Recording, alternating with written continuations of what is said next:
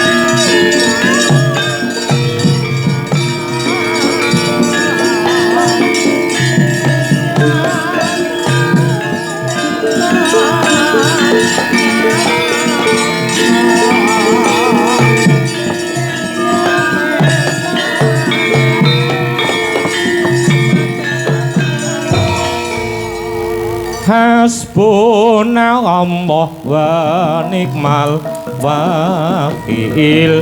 Ni'mal maula wa ni'mal nasir. Wala haula wala quwwata illa billahil aliyyil azim.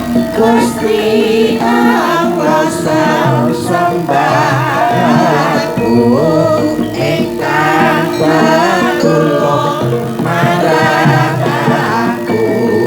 Ora ana kaya linangkung kejaba saking Allah. Aku sedulurku aja nganti kliru, mung Gusti Allah sesembahanmu rinten lan dalu, mung limang wektu kanggo brasta mungkar lan nafsu.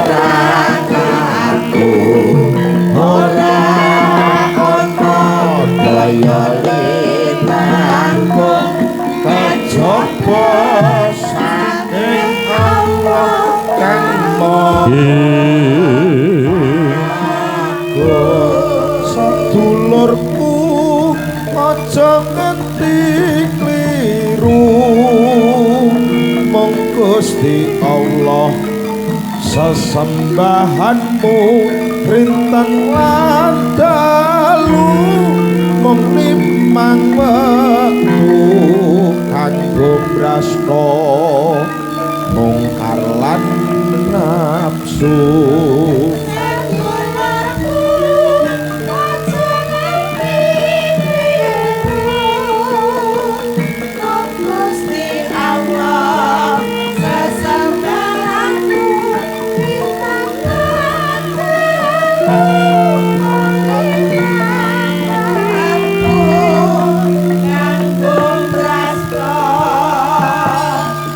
Barokahing Gusti Allah muga tansah luntur marang aku kelawan kowe yo, Nduk.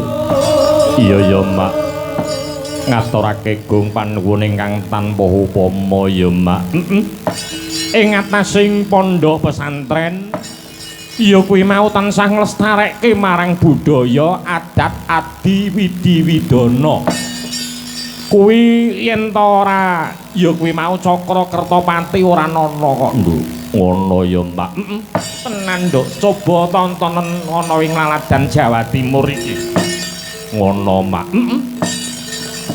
Sing lestarekke marang budaya, sing tresnani marang budayane simbah.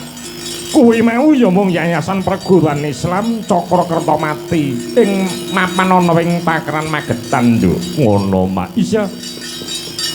Apa meneh dina semengko ya kuwi mau panjenenganing pundhening awake dhewe ya kuwi mau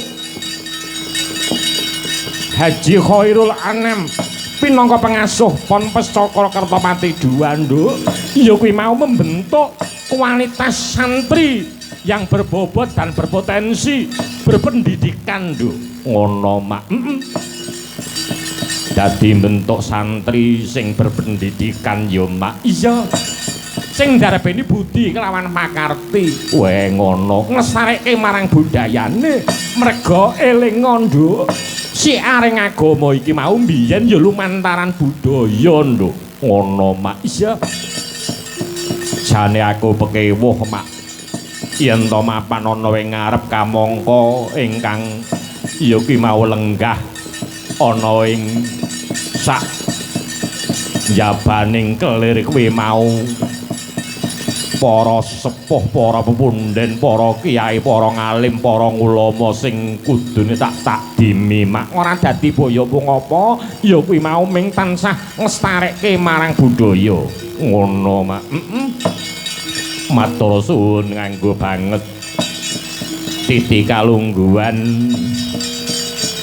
iki uga ulang tauning panjenenganing Gus Sultan Mahmud Al-Fatih bin Khairul Anam weh ngono Nduk iya mah matur nuwun nganggo banget ya muga-muga dadi bocah sing migunani tumrape nusa bangsa kelawan agamane sinunga derajat kelawan pangkate dadi wong menangan tur sugih dhuwit ngono abah ki nak ndongak ngene kuwi dadi wong menangan tur sugih dhuwit wah ngono sana wah matur nuwun alhamdulillah ya mak Titi Kalenggahan iki ya ki mau pinaringan hawa sing merdika iya tenan kok Nduk bejane piyayi ana ing kademangan kerang kene weh ngono kademangan kerang kuwi mau wah tenan Nduk kene iki nggon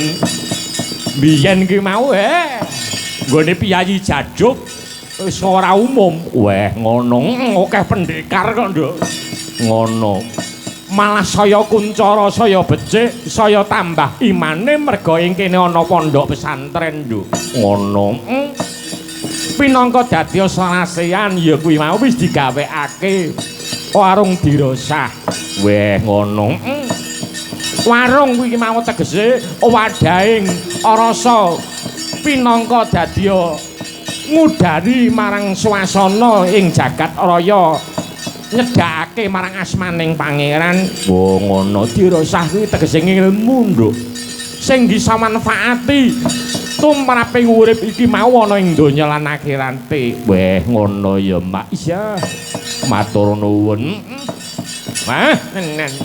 matur sembah nuwun salam takdim kula kunjuk marang abah weh ngono ya mak marang panjenengan abah Kyai Haji Sufi Tamsir Nduk ngono mak iya guruku pepundhenku Rama Kyaiku iya ngono aku salah sithik wae tenan kok Nduk piye mayang ki ora ngati-ngati kelawan panjenengane wel ora umum wiwit jam 2 nganti meh subuhan lho disedukani aku iki kalawan panjenengane iya ning piyayi kuwi nak bar terus dirangkul terus diduduke sing bener wah ngono mak nggone ndukani kuwi mau ora teges gedeng nanging merga sangka rasa reketing rasa katresnane Nduk ngono ya mak iya matur nuwun nganggo banget iya matur nuwun pepundhenku Rama Kyai Rama Haji para alim para ulama saking pundi kemawon kepareng rawuh weh ngono rangkaian acara sing wis berlalu ya mak iya wingi ya kepareng ngrawuhake ya kuwi mau dai kondang weh panjenenganing Kyai Haji Muhammad Abdurrahman Al-Kausar ya mak sing sangka Ploso Kediri iya Nduk matur nuwun nganggo banget iya Tenan wingi ora umum, bengi iki ya ora umum. Bengi iki piyayi budaya kok, Nduk. Ngono. Dadi sing dipakani rasane iki ora ming siji loro ning ya ki mau semua golongan. Weh ngono. Wong NU sejati ya ngene iki lho, Nduk. Dadi semua golongan dipakani rasane. Weh ngono. Padha karo aku najan to dalang tuwa ning pedomanku kaya panjenengane abahe. Aku ki mau gelem ditimbali kelawan Gusti sing gawe urip ning nek wis rampung gaweanku. Gaweanmu apa? Gaweanku mayang utawa dalang. Dadi yen enek ya kuwi mau piyayi sing kersa ngundang marang dalang alek aku isih urip. Ngono, mbok 100 tahun to. Janji sik enek sing ngundang dalang alek mesti aku isih urip ngono. Ngono iya aja. Sembah nuwun sing tanpa upama.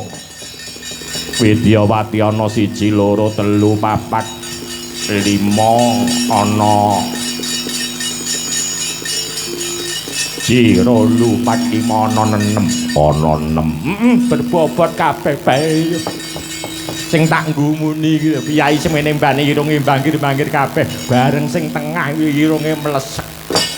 Apa meni? Weh ngono. Ndek ben ki arep didawake entrane arek sontek silikon. Arek sontek silikon. Kodanan ki mengkeret meneh. Ngono iya.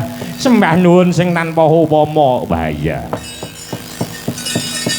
Titi kalenggan iki sineng kuyung marang kadang-kadang, Nduk. Wae ngono. Iya kuwi mau kadang sponsor ngaturake panuwun ingkang tanpa upami mugi berkahi, mugi tansah laris manis.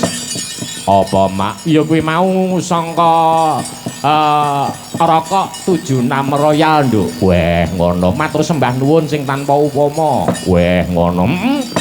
Matur nuwun. Ugi menika sedulur kula ingkang saking Wonogiri. Weh ngono sabiyantu sound system sing kaya ngene ampuhe, Nduk. Ngono ya, Mak. Ya. Matur nuwun. Ugi matur nuwun dumateng para donatur ingkang sampun kersa ngenteng-entengi dhateng inggih menika wau pagelaran wiwit acara ing haul panjenenganipun nuningke Kanjeng Hyang Mbah Hasan Ulama, Nduk. Ngono ya, Mbak. Iya. Sembah nuwun sing tanpa upama. Ya muga-muga angsare sing disuwun. Weh ngono ya, Mbak. Kanthi tasakuran, kanthi melekan wong Jawa kuwi melekan kuwi mau apik nganggo banget. Weh ngono iya. Apa meneh nggone melek dibarengi karo batin kuwi mau ndikir marang ngarsane Gusti malah saya ampuh. Weh ngono iya. Ya, matur nuwun ya, Mbak. Sadurunge ngaturke lagu-lagu, dina semengko ya kuwi mau ana bintang tamu. Ana bintang tamu dicethakke dhisik Widyawati iki. Luwe dhisik jenenge sapa, daleme pundi. Yen mengko ora kenal kan ya ora kepenak. Oh iya, tak takoni cah wedok-wedok iki. Ingkang setaket kula langkung rumiyin mikipun dipunasta. Nggih. Aduh. Assalamualaikum, Nduk. Waalaikumsalam. Wedok. Alhamdulillah. Nggih. Naminipun sinten? Khairul. Cah wedok lho. Nggih. Jenenge kok Khairul? Maine teng pondok tuasaku didongani malah dadi wedok tenan, mulai dadak golek bekecot no. Wong barang ilang. Lho, asline jenengan niku wedok napa lanang? Asline kula kakung. Lanang. Nggih. Apunten. Kula nggih mboten ngaku wedok nggih mboten teng mriki. Nggih. Soale enten pondok, enten masjid, enten ulama-ulama. Nggih. Lah kula nek dirukayah, Itu Ruqiyah kok Ruqayah. Ruqiyah. oh, dirukiyah. Kalih nika ditenggani Bapak Sarjo. Pak Sarjo iki mantan kepala sekolah kualiah ya. Ngapunten nggih Pak nggih. Muridnya dadi banci ngapunten. Aku ket mau iki tak plirak-pliriki ngene iki aku nek nutupi nggo kresek. Anjir. Ora dadi boyo apa nduk, ora boyo apa. Iki ya ming profesi nggih golek duit. Nggih, niki pene mantuk wayangan nggih sampun gantos busana melih. Lanang meneh. Lho, dasteran. Oh. Ya nggih mboten mestine ya sarungan ngagem baju koko terus adan teng masjid nek kula. Nen kowe salat ngono kuwi barisane tumut napa niku tumut sing kakung napa sing putri? Barisane. Nggih. Ana udel mendur niku tumut putri, udel mengisor tumut kakung. Dadi ngeten kula. Nang tengah-tengah. Nggih. Wedian. Enggak boleh. Nggih. Ngeten iki nggih nggo sarana golek pangan. Nggih. Niki Kula niku duwe anak mawon jilbaban kados jeneng kan. Tak tabuki kok. Pripun to jenengan niku perintah agama lho, menutup aurat lho. Lah kok malah ora oleh jenengan niku pripun? Piye to ki? Aku ki duwe anak kok jilbaban kaya kowe. Alah tak taboki. Lho, piye to? Stres ketok wong iki ya. Lho, kok stres piye to? Lah anak jilbaban kok ora oleh lho. Lah anakku lanang kok. Oh, celuk ya nih. Lanang kok kon jilbaban aja do malaikat napa. Lah kula niki nggih jilbaban. Ngagek teko unu-unu santri do bengok-bengok teror pocong. Wong edan ya. Heeh. Dalemipun pundi, Nduk? Kula Sima Kendal Ngawi. Cedhak nggone dalang alek. Lho, kan yo gendakane kok yo. Nggih. Rumangsaku kok ana buke. Ya wis dilerek. Heeh. Ingkang angka kalih sinten asmanipun, Nduk? Nggih, sing dalu Pak Dalang. Wilujeng dalu. Derek Tepang Dadi Wano kula Niken Diayu Pratiwi. Niken Diayu Pratiwi. Pi dalemipun saking? Kula saking Paron Ngawi. Sik kuliah napa pun duwe bojo? Tesih pun rampung. Pun rampung. Nglanjutke teng pundi? Lah nggih teng pundi? Maksude nglanjutke leh napa pawiyatan leh kuliah. Nggih, sampun rampung sedaya alhamdulillah. S1, S2, S2. S2. Alhamdulillah. Ngene iki lho. Ora kaya kowe. Ora kaya adimu. Lho, lulus SD kok meteng ngono. Oh, tanahku sing ngajari kula. Wong edan. Kula nggih S2 lho. S2? Nggih. Pak Sarjo S2 kula Pak, alhamdulillah. Alhamdulillah. Dadi sarjana terus S2 ngono. SD SMP. Walah, ya ampun. Aku arep munggah SMA anu kok apa ketahuan nyolong wedhus mangkan di penjara. Nggih. Reketek sak lajengipun Nduk Nur Hayati. Menika saking Laladan Ngawi. Mbak Menik kulino dimangsa sinten kersa monggo. Sakniki pun dadi rondo. Nggih, menika dalemipun inggih menika wau nggandu ya, Nduk. Nggih, nggandu Laladan Magetan. Terus Bu Yatmi, Bu Alek ingkang pengkasan inggih menika wau panjenenganipun Ibu Bintari. Ibu Bintari. Elok nganggo banget, Nduk. Iya. Ngene iki janji mayang ya ngene iki. Sesuk ngonang cetha ya sing ngene iki wae. Weh, ngono. Iya. Pokoke sesuk bablas ana candi cetha, Nduk. Weh, ngono. Matur suwun nganggo banget ya. Ayo bintang tamune diunggahke dhisik. Weh, ngono. Ben rada gayeng ya. Malik Slendro ya. Malik Slendro ya. Serampatke cayu to. Iya, iya.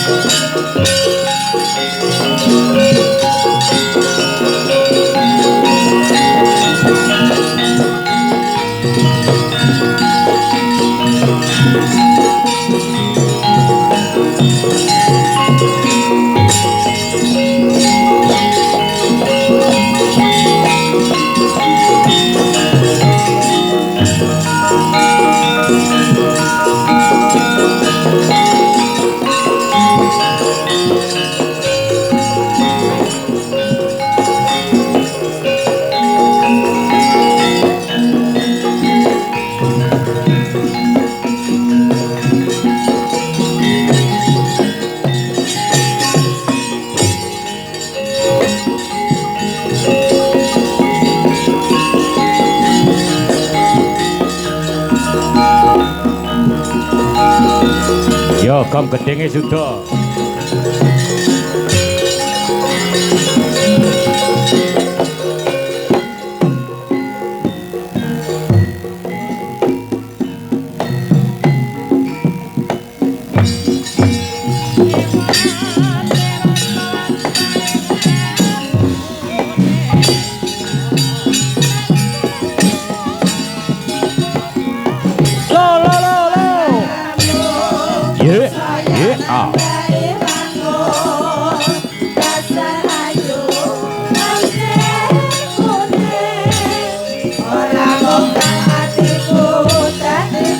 Jogete kaya solopel.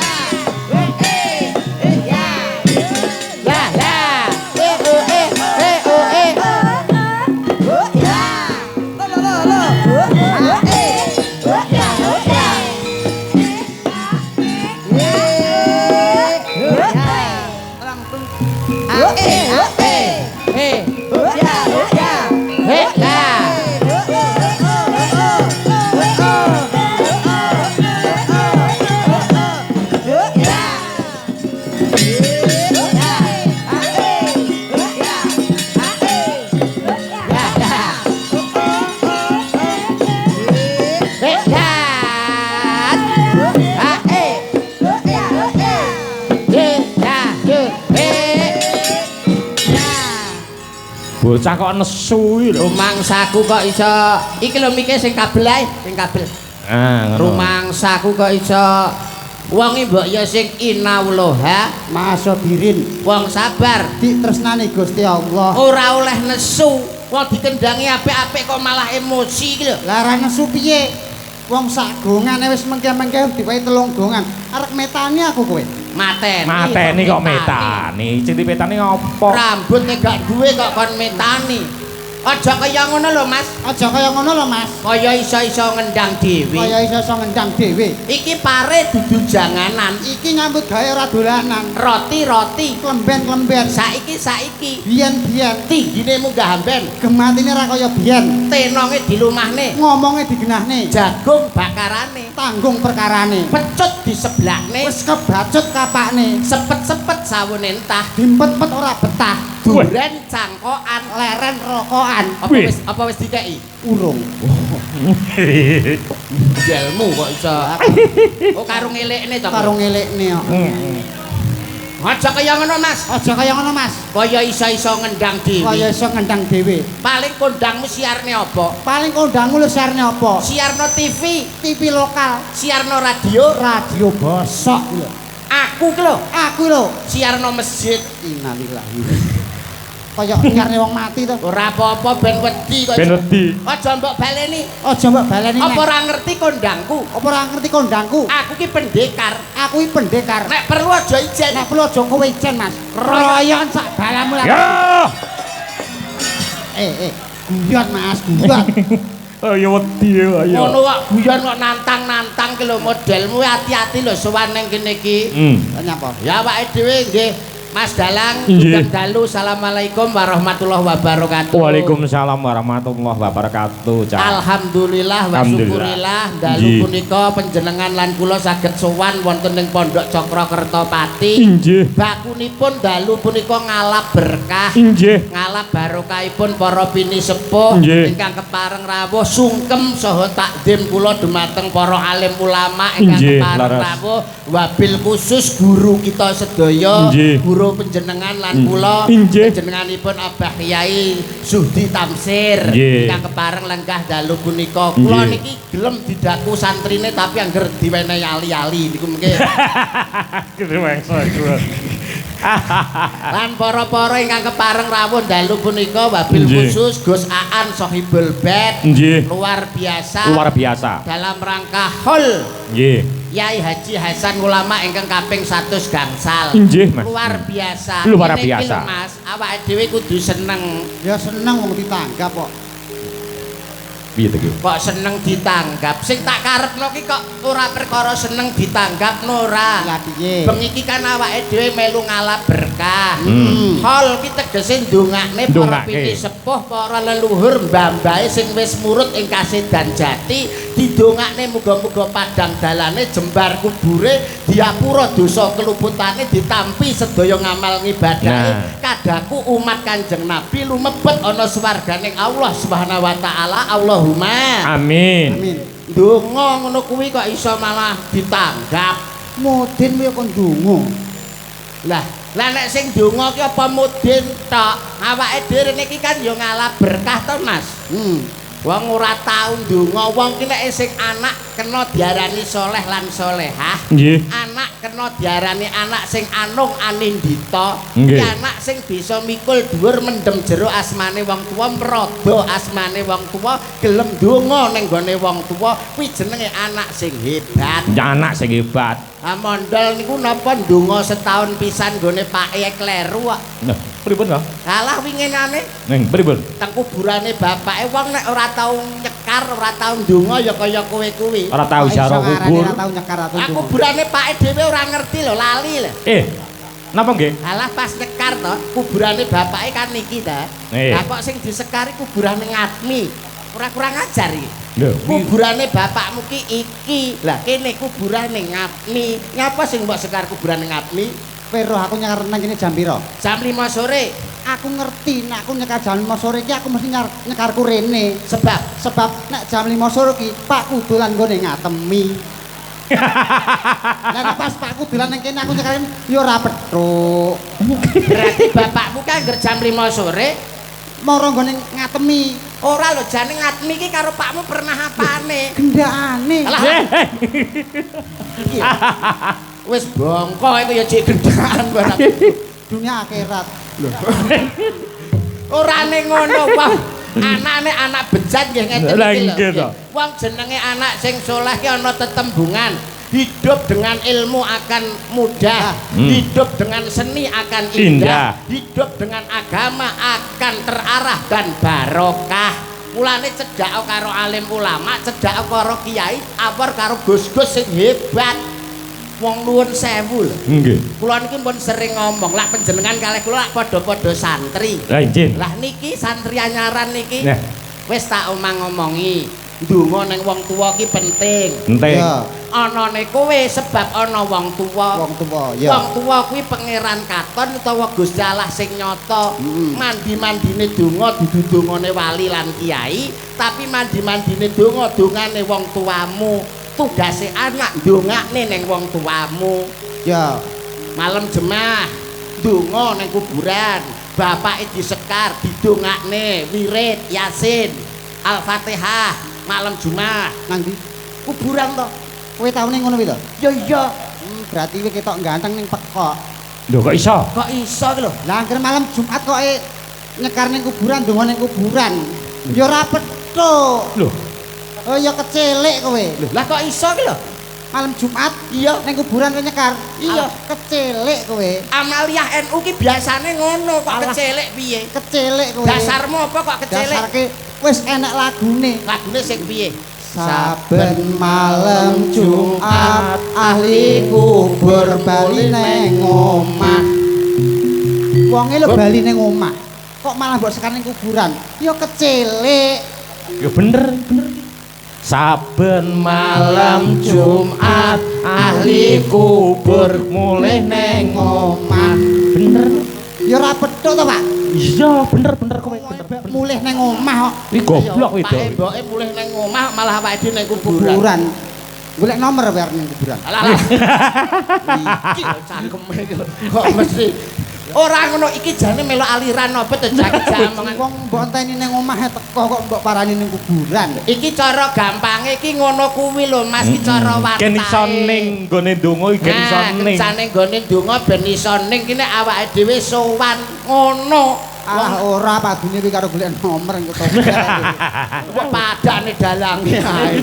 Wong kene iki ngono awake dhewe iki pekat, penyakit masyarakat iki wis ditinggalne. Nah, nek bangsane ngono kuwi kan termasuk pekat penyakit masyarakat to, Mas. Iya. Nomor blas aku wis ra tuku. Ora tuku. Blas. Wis kapok berarti. Ora kapok wong aku titip kok. Podho ae. Ora padha wong nuwun sewu nggih. Awake dhewe iso sowan ning gone pondok pesantren, sowan ning gone para alim ulama, para sesepuh sing pono ing babagan agama, iki iso nambah-nambah pangertene awake dhewe, iso nambah-nambah keimanane awake dhewe. Apa meneh sowan ning ngene iki kudu sarwa ngati-ngati. Ngati-ngati. Tindak sapecak tembung saklimah jumangkaing suku mlebu metune napas keketeking jantung, kuwi kudu sarwa ngati-ngati. dijogo. Sebab saran dening awak iki sok ben menungso nek wis kapundhut bakal dihisab. Mbok nggo apa kuwi ning alam donya? Nggih to? Dadi dalang sing apik, sinden-sinden sing apik, dagelan ya dagelan sing apik. Lah kon apik kon ndi kowe? Ndas kaya lato-lato ngono kuwi. Ngawur kuwi. Lah ngono ora kaya lato-lato apa? Iki ora lato-lato. Lah kuwi apa? Iki ngono tahu bulat. Digoreng dadaan 500-an langsung mbok dilat. Sing arep dilat ndasmu ya apa? Enek tetembungan, Mas. Piye? Jawa ayo digawa, Arab yo digarap. Arab ayo digarap. Mbah-mbah wis paring dawuh. Piye? Ajining diri, Saka lati, ajining raga, saka busana, ajining awak. saka tumindak. Wong ki nek ajining diri saka lati nek omongane apik, suarane apik, payune mesti larang. Ajine raga saka busana, wong nek busanane besus, busanane apik, payune ya larang. Contone Mas Dalang Alek. Nah, suarane apik, busanane besus, payune ya larang. Sebab ajining diri saka lati, ajining raga saka busana. Ngono lho cah ra paham kowe. Dadi nek suarane apik, Payune larang. busanane apik ya larang. Larang. Mesti iki pesan. Lho jelas to kok. Saiki aku arep takon. Silakan. Kowe ngerti sapi? Lho sapi ya paham to. Paham to sapi? Ngerti. Sapi ke suarane piye? Suarane wah, Apik apa elek? ya elek wong mek mbah ngono tok kok. Terus iki sapi nganggo klambi apa ora? Lho sapi ya uda ora klamben. Ora klamben iya. Suarane elek, ora klamben, kok malah ndek ben payune larang. Sapi siji tekan 80 yuta. Lagi dalang iki suarane apik, klambine apik, payu 80 yuta. Cangkeme kaya ya wadah teko kono kaya. Selawe notok iki. Omongane lho, kurang ajar. Omongane kelincip penuh lho. Ngene jenenge menjatuhkan harkat martabat salek lho kowe iki. Ajining diri saka lati, ajining raga saka busana. Lah iya, Suarane apik larang, busanane apik ya larang. percaya ki nek suarane apik. Heeh. Sapi ming suarane moh ngono tok. Ndek mbene besaran payu 80 yuta. Dalang alek iki. Wong yang ganteng, klambine apik, suarane ya apik. Payu 80 yuta. Selawe lho mentok. Sik ta nuwun sewu Mas Dalang ya. Lah wong iki lho wong menungso kok mbok padakne karo kewan iki lho. Menungso karo kewan ki seje utawa beda Mas. Menungso kuwi makhluk ciptaane Gusti Allah sing paling sempurna. Derajate luwih unggul tinimbang kewan. Aji menungsone. Lah nek karo kowe tetep aji kewane. Lho, aji menungso, Aji kewan karo dalang karo dalange lho jek aji kewan. kok iso ki lho ngomong ngono. Saiki kula takon Mas. Nggih, Sampeyan ngerti walet? ngerti. Walet nika ilere sekiloe payu 3 yuta. Nggih. Ilere sampeyan adahi. Tawakne sapa sarep menyang? Iki lho, bukti nyata iki. Pelecehan Bukti tenan nyata. suwe-suwe bocah ki ngendas-ngendasi suwe-suwe gundul ki. Heeh. Walet ilere. Sekilo 3 yuta. Heeh. Terus Ilere masalah iki ditadoi tawakane sapa sing arep kampus? iler. Nah. Iler. Ora enek sing tuku ya. Renek. Kok Kok jemene kowe kuwi lho karo kentang iki aji kentang. Loh. Aku kok mbok padakne karo kentang iki lho. Ya aji aku. Ya aji kentang. Kok iso ngomong nek aji kentang? Kentang diadai, dipikul gawa ning pasar, dinyang wong. Jajal kowe dipikul. Sapa sing arep kenyang batang? Suwe-suwe kok nglunjak bocah iki. Ah kabeh mbok pestekno. Loh, ora kok mesti ngono. Mulane wong ki nek ora sederajat pengalamane, ora sederajat kepinterane, ngomongan mesti slencong nggih ta. Nggih. Mulane wong ki mbok yo mangan sekolahan. Rayap kok piye mangan sekolahan. Kok iso rayap tegese mangan sekolahan ki basa wantahe ki tolabul ilmi, golek ngilmu, sinau supaya kowe ki dadi wong pinter ora bodoh. Wong ki sing pinter Nah. gitu Mas nggih. Alah pinter iki ora penting nek kanggo kuwi. Lho, pinter penting. Ora penting nek kanggo sing penting sugih. Bocah piye to? Ki ya penting pinter to. Pinter dengan kepinterannya akhirnya nyambut gawe oleh duit akeh dadine sugih. Ngenteni pirang tahun. Ngenteni sekolah, pinter, sugih, ngenteni pirang tahun. Ya wani lahir ceprot langsung sugih no. Lah tapi kan nek wong pinter iki kan iso ning ndi wong pinter. Ha, Iso nang ndi? pengalaman wong pinter. Alah, cik manah menak wong sugih. Kok Saiki iso? Ngene, Apa? jago lurah, mung pinter tok. Sapa sing arep milih? Goblok kok jago lurah nek duwite akeh. Mesti akeh sing milih. Saiki sing korupsi kae wong pinter apa wong bodoh? Ya wong pinter wong iso korupsi kok ya Iya, wong no. bodoh apa iso korupsi. Sing bobol ATM kae wong pinter apa wong bodoh? Sing apa? Sing bobol ATM wong pinter apa wong bodoh? Ya wong pinter wong bobol ATM iso kok. Tumon wong bodoh iki bobol ATM, gak wani kesetrum cangkeme. Oh iya ya Iya. bener. Penting Tapi kan ngene Mas, enek lagune zaman biyen mbah-mbah biyen. piye? Bocah pinter besok dadi dokter. Tumpakane motor helikopter. Lho, nek pinter iso dadi dokter. Ha, Wong dokter kok pinter. pinter ya dokter iki. Alah, dokter kok pinter nek tarah pinter. Aku wingi lara to, mara nggone dokter. Ya, terus? Teko kono malah ditakoni. Sakite napa, Pak? Kuwi malah dhek takon aku pra wong goblok kuwi. Pra doktere goblok. Nek dokter pinter, aku teko wis eruh. Larane sampean jantung ngono misale.